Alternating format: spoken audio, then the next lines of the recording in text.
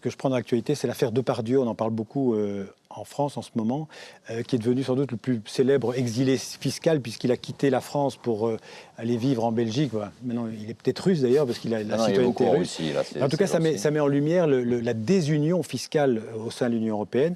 Est-ce que l'harmonisation fiscale au sein de l'Union européenne est un projet que le Parlement européen pourrait défendre dans les prochaines années ?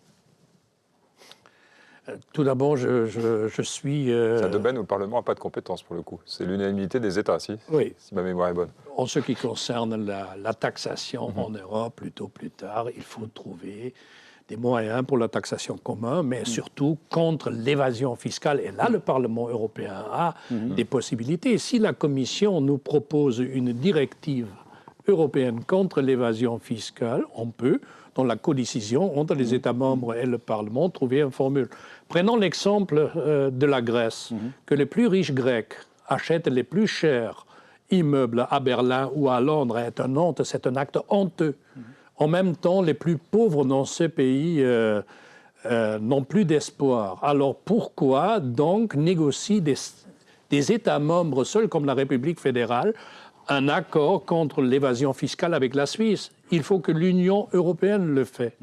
Et pas seulement un État membre en ce qui concerne les évasions, les cas spécifiques ou très représentatifs comme M. Depardieu, par exemple. Alors ça, si j'aurais l'occasion de le rencontrer, je vais l'appeler Gospodin Depardieu. Hein. C'est du russe. Comme russe maintenant.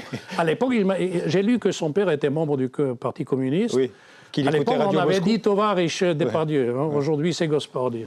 Et l'idée d'un impôt pour faire rentrer de l'argent dans les caisses de l'Union, l'idée d'un impôt européen, c'est quelque chose que vous pourriez retenir ?